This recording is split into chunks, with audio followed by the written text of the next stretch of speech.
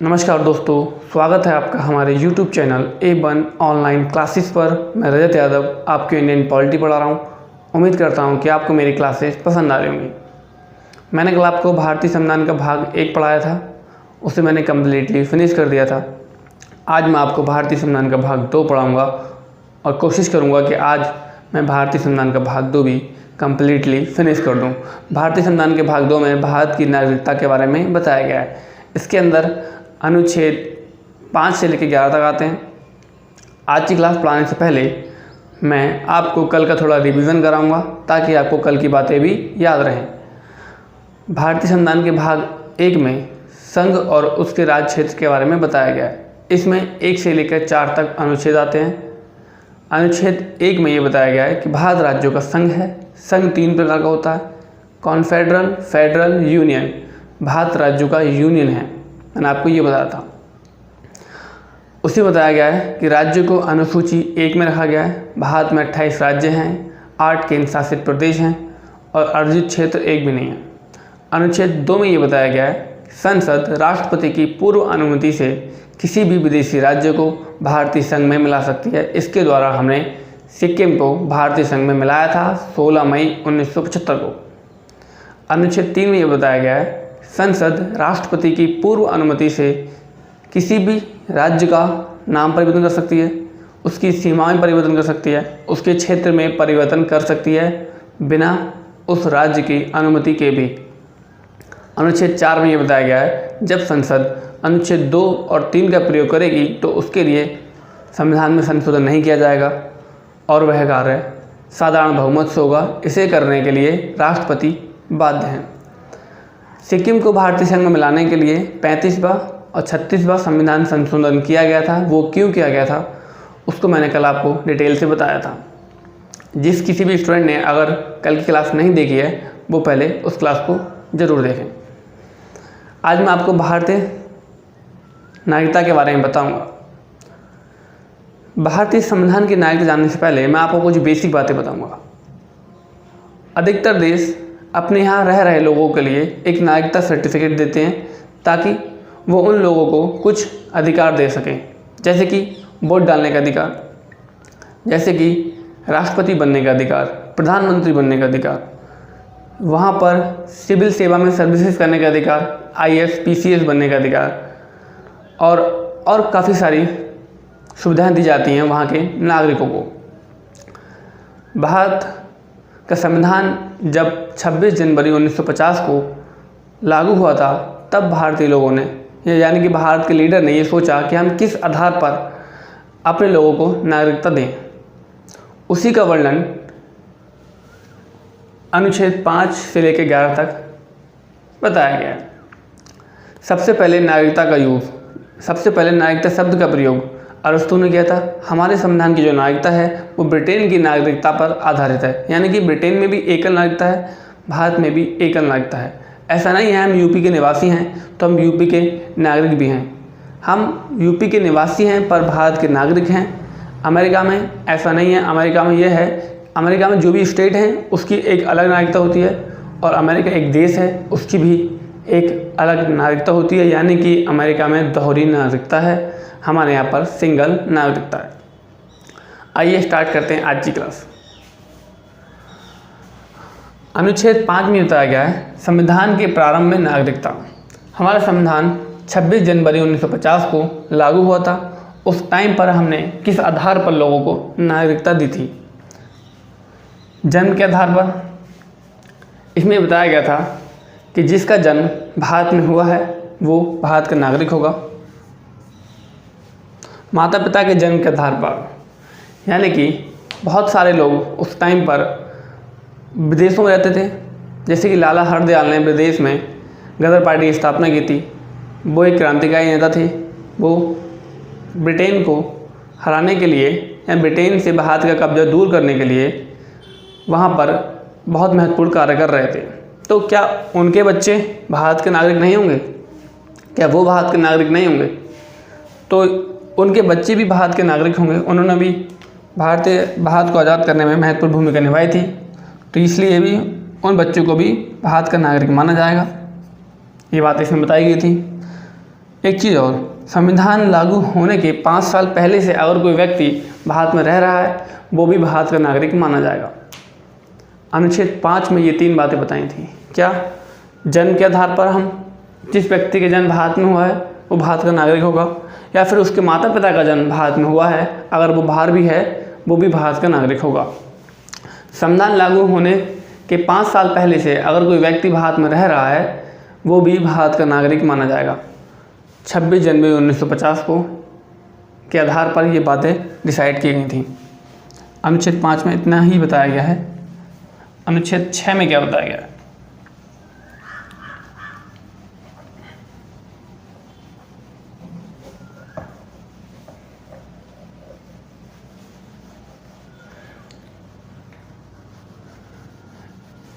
ये जो अनुच्छेद में बातें बताई गई हैं ये उस टाइम की कंडीशन को देखकर बताई गई हैं। इनका अब कोई खास प्रयोग नहीं है, खास महत्वपूर्ण नहीं है।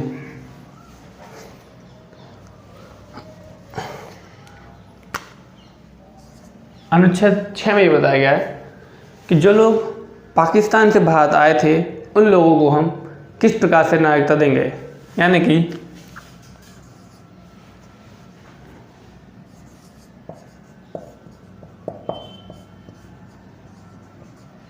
पाकिस्तान से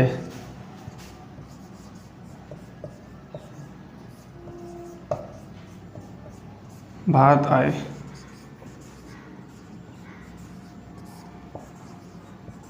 लोगों की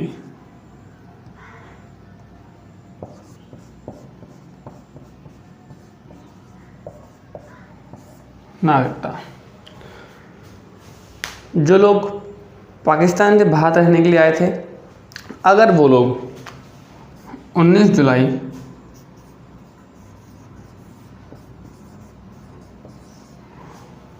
1948 से पहले से ही अगर भारत में आ गए हैं वो भारत के नागरिक होंगे, क्योंकि इस डेट को परमिट लागू किया गया था। जब भी कोई व्यक्ति भारत आता था पाकिस्तान से तो पाकिस्तान की सरकार है, पाकिस्तान के अधिकारी उसे एक परमिट जारी करते थे। उसे देखकर ही हम ये मानते थे कि ये भारत में रहने के लिए आया है। 19 जुलाई 1948 से अगर कोई पहले आ गया है तो वो तो है ही भारत का नागरिक। अगर 19 जुलाई 1948 के बाद कोई व्यक्ति आया है तो वो पहले भारत में आकर 6 महीने रुकेगा, बाद में आया है तो वो भारत में आकर 6 मंथ रुकेगा, तब जाके उसको हम भारत की नागरिकता देने की सोचेंगे। ऐसा नहीं है कि वो व्यक्ति अगर 6 महीने रुक गया तो उसे हम कंफर्म ही भारत की नागरिकता दे देंगे। उसके बारे में पूरी अच्छी से जांच पड़ताल की जाएगी, तब उसे हम भारत की नागरिकता देंगे। ये बात आपको समझ में आ गई होगी। यानी कि 6 जुलाई 1948 से पहले अगर कोई व्यक्ति आ गया है भारत में पाकिस्तान से वो भारत का नागरिक होगा। 6 जुलाई 1948 के बाद अगर कोई व्यक्ति भारत में आता है तो वो वह पहले 6 महीने भारत में रुकेगा और उसके बाद हम भारत की नागरिकता उसे देंगे। ये बात उस टाइम के लिए बताई गई थी। इन चीज़ों का अब कोई महत्वपूर्ण योगदान नहीं रहा है भारत की नागरिकता को। अनुच्छेद 7 में ये बताया गया है कि जो व्यक्ति भारत से पाकिस्तान गया था और अपनी गलती को मानकर बाद में पाकिस्तान से भारत आया है, यानी कि भारत से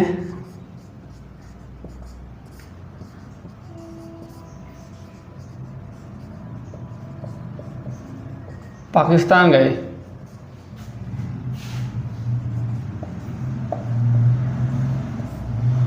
लोगों की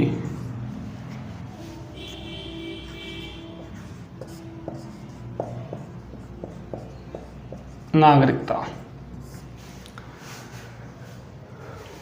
15 अगस्त 1947 से पहले ही ये माहौल बन गया था कि आगे चलकर भारत पाकिस्तान का डिवाइडेशन हो जाएगा। तो बहुत सारे लोग 1 मार्च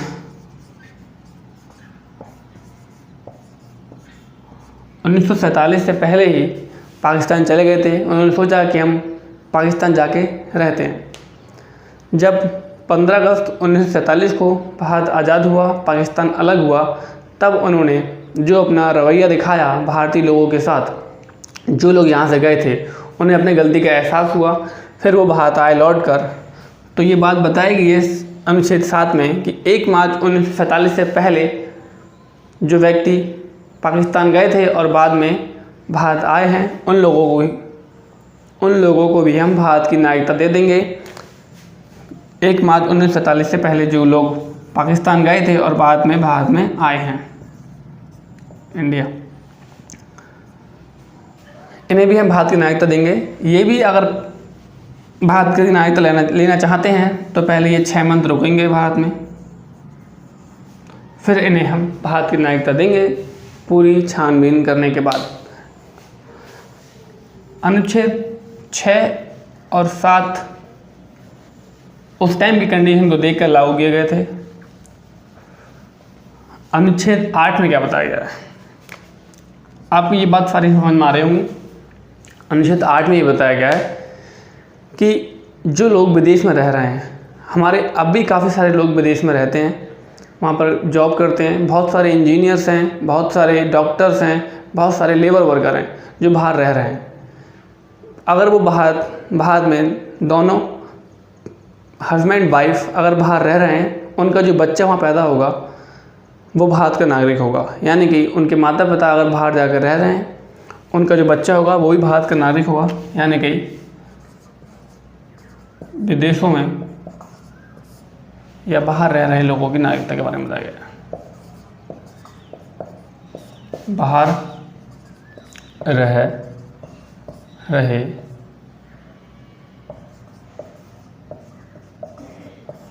लोगों की नागरिकता।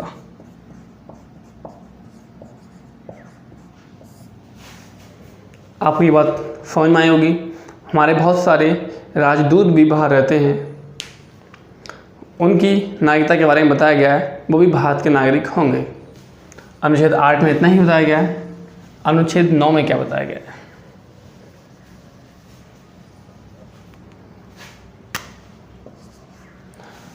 अनुच्छेद 9 में ये बताया गया है, अगर कोई व्यक्ति बाहर रह रहा है तो कोई बात नहीं, वो भारत का नागरिक है। अगर उस व्यक्ति ने किसी और देश की नागरिकता ग्रहण कर ली है तो उसे भारत की नागरिकता से वंचित कर दिया जाएगा। यानी कि किसी और देश की नागरिकता लेने पर भारत की नागरिकता समाप्त हो जाएगी। किसी और देश की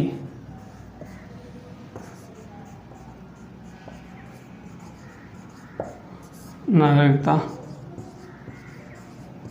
लेने पर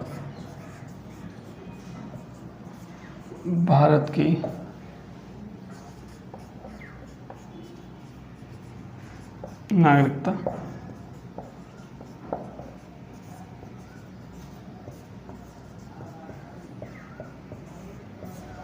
की नागरिकता समाप्त हो जाएगी। यानी कि भारत में एकल नागरिकता है, अगर कोई व्यक्ति किसी और देश की नागरिकता ले लेता है तो उसकी भारत की नागरिकता समाप्त हो जाएगी। ये बात अनुच्छेद 9 में बताई गई है। इसे भी रफ कर देता हूँ मैं।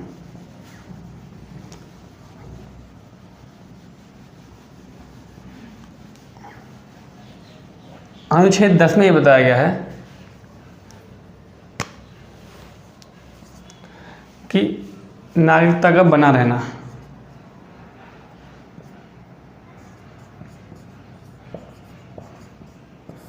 नागरिकता का बना रहना जब तक कोई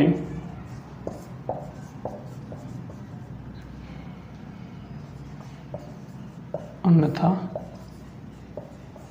कार्य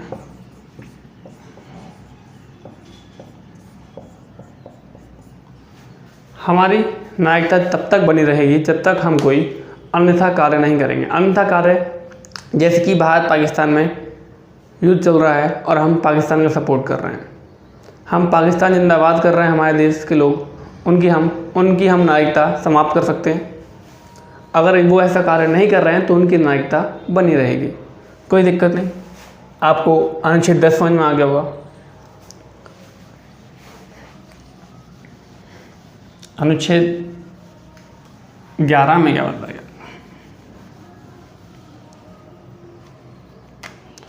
अनुच्छेद 11 में बताया गया है कि नागरिकता संबंधी कानून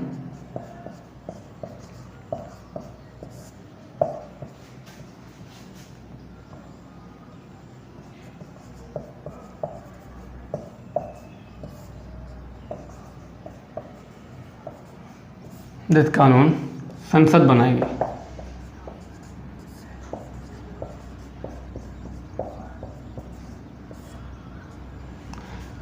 संसद का भी गृह मंत्रालय।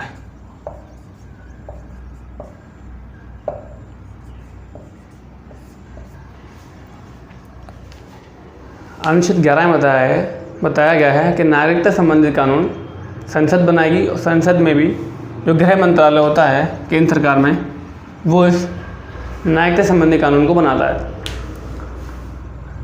ये बातें आपको समझ में आ गई होंगी, यानी कि अनुच्छेद 5 से लेकर 11 तक क्या क्या बातें बताई गई थी, वो सारी बातें मैंने आपको अच्छे से बता दी। अब ये नागरिकता संबंधित जो भी अनुच्छेद थे वो उस टाइम की कंडीशन को देखकर बनाए गए थे, तत्काल कंडीशन को देखकर। इनमें कुछ सुधार की ज़रूरत थी। तो भारत में पहली बार नागरिकता को लेकर एक अधिनियम आया।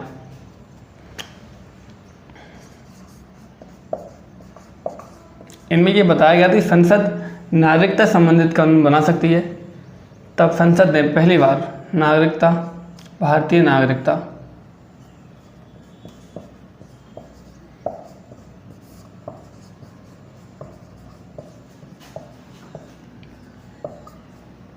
अधिनियम 1955 में जारी किया। पहला अधिनियम भारतीय नागरिकता अधिनियम 1955 में आया था। इसमें बताया गया, इसमें 5 तरह की नागरिकता के बारे में बताया गया था कि हम भारतीय लोगों को 5 तरह से नागरिकता दे सकते हैं। कैसे? एक था जन्म के आधार पर,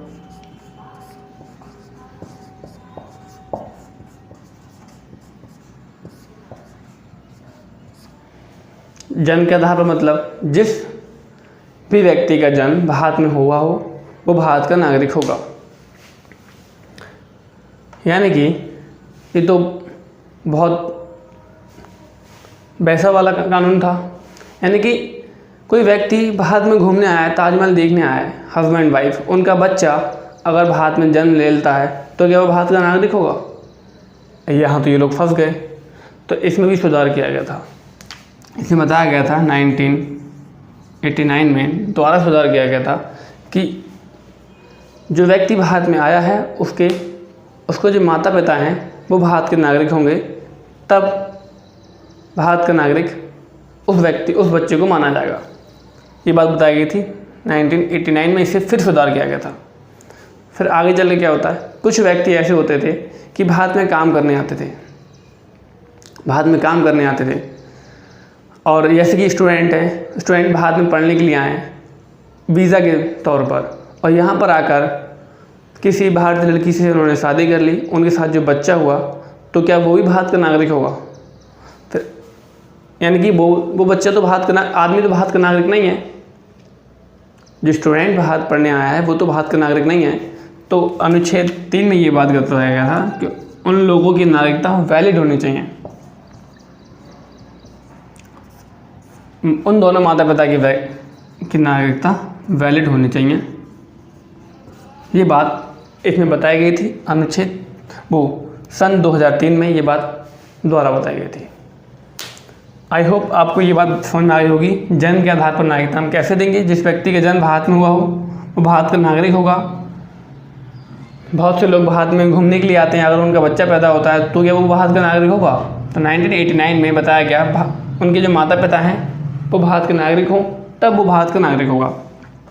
फिर उनकी नागरिकता वैलिड होनी चाहिए, तब वो भारत के नागरिक कहलाएगा बच्चा वो। एक तरह से ये नागरिकता हमने समझा दी आपको। दूसरी क्या थी?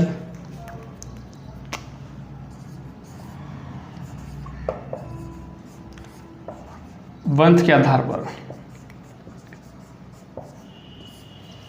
हमें भी जो नागरिकता मिली है वो वंश के आधार पर मिली है। हमारे जो पूर्वज थे वो पहले भारतीय स्वतंत्रता संग्राम में शामिल हुए थे।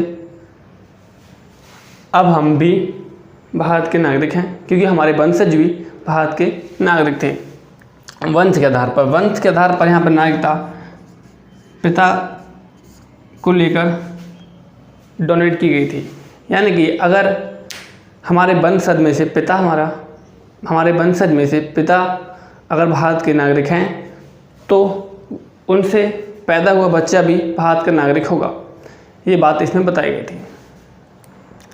अब क्या हुआ, संविधान में तो महिलाओं और पुरुष को इक्वल समान दर्जा दिया गया है। तो 1992 में एक फिर संशोधन किया गया इसके अंदर कि इसमें ओनली पिता को ही नहीं, अगर माता पिता दोनों भारत के नागरिक हैं तब उनका जो बच्चा है उसे भी भारत का नागरिक माना जाएगा। आपको समझ में आ रहा होगा इनमें हमने कब कब सुधार किया था। 1992 में ये बताया गया कि जो पिता है उसके आधार पर ही नहीं, अगर उनकी माता भी भारत के नागरिक हैं उसके आधार पर भी बच्चा भारत का नागरिक माना जाएगा। जैसे कि सानिया मिर्ज़ा ने पाकिस्तान के क्रिकेटर के साथ शादी की है। अगर उनका बच्चा पैदा होता है तो उनके पिता तो पाकिस्तानी हैं, तो क्या वो बच्चा पाकिस्तानी होगा या भारत का नागरिक होगा? अब वो बच्चा डिसाइड करेगा कि मैं किसका नागरिक हूँ, भारत का पाकिस्तान का, कि मैं किसकी नागरिकता लूँ, भारत की लूँ या पाकिस्तान की लूँ। ये बात आपको समझ में आई होगी। यानी कि पिता और माता दोनों ही भारत के नागरिक हैं तो उनका बच्चा भी भारत का नागरिक होगा। दोनों में से कोई एक है तभी बच्चा भारत का नागरिक होगा। ये बात आपको बताई गई थी। दो तरह से हो गया, तीसरी तरह से पंजीकरण के द्वारा, बाय रजिस्ट्रेशन।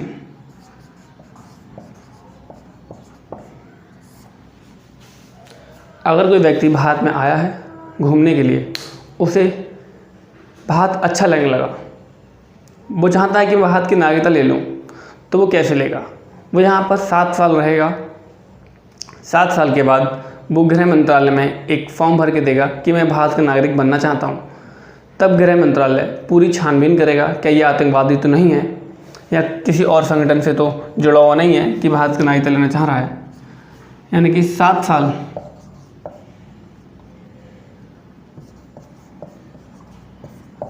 रहने के बाद इसे नागरिकता दी जा सकती है।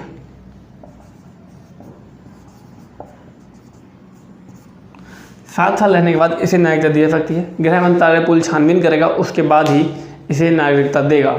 ऐसा नहीं है कि ये कन्फर्म ही 7 साल बाद भारत का नागरिक बन जाएगा। 3 तरीके से बता दिया। चौथा क्या तरीका था? भारतीय नागरिकता अधिनियम में देशीकरण द्वारा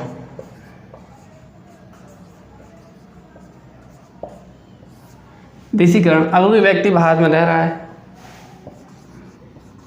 कला, विज्ञान या भारतीय संविधान में जो 22 मानक भाषाएं हैं उनमें से किसी एक को जानता है,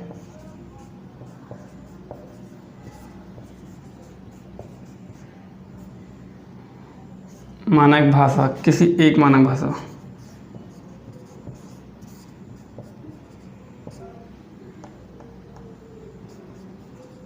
किसी एक मानक भाषा को जानता है और 10 साल तक भारत में रहा है,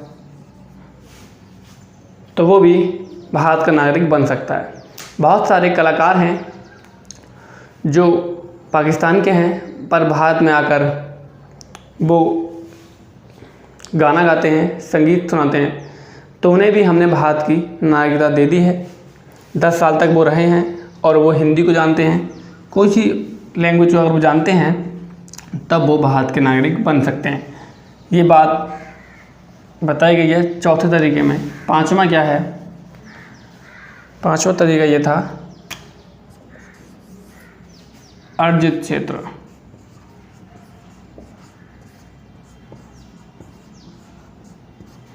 अर्जित क्षेत्र,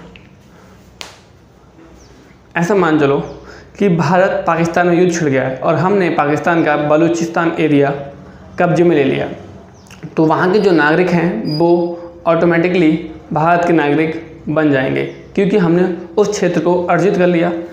इस अर्जित क्षेत्र को लेकर आपको कोई डाउट नहीं होगा, ये चीज़ आपको समझ में आ गई होगी। यानी कि पहले बहुत सारे राजा होते थे, वो किसी भी प्रांत को कब्जे में ले लेते थे और वहाँ के जो लोग थे वो उस राजा के अंडर में रहते थे, यानी कि वहाँ के लोग उस राजा की प्रजा हुआ करते थे।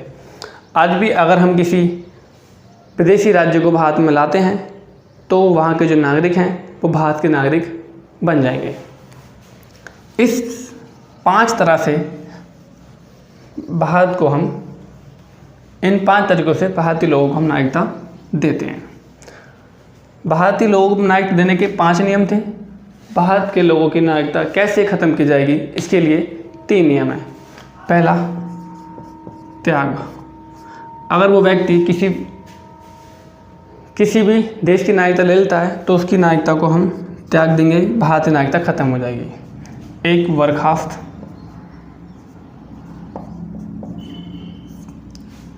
अगर भारत पाकिस्तान में युद्ध छिड़ता है, अगर वो पाकिस्तान का सपोर्ट करता है तो उसकी नागरिकता को बर्खास्त कर दिया जाएगा। ऐसे ही अगर चाइना के साथ युद्ध छिड़ता है, अगर वो चाइना का सपोर्ट करता है, चाइना जिंदाबाद करता है, तो उसकी नागरिकता बर्खास्त कर दी जाएगी। और एक, वंचित कर दिया जाना। वंचित यानी कि वो यहाँ पर स्टूडेंट बन के आया था, वो भारत का नागरिक बनना चाहता है, अगर उसके वैलिड डॉक्यूमेंट्स नहीं हैं, पूरी हम सब चीज़ चेक करेंगे, तो उसे भी वंचित कर दिया जाएगा। अगर उसके वैलिड डॉक्यूमेंट्स भारत के नहीं होंगे, अगर उसकी वैलिड तरीके से भारत की नागरिकता नहीं ली गई होगी। आई होप आपको मेरी क्लासेस समझ में आई होंगी। अगर आपको मेरी क्लासेस समझ में आई हो तो मेरे चैनल को लाइक, शेयर, सब्सक्राइब जरूर करें। मिलते हैं नेक्स्ट वीडियो में भाग 3 में। धन्यवाद।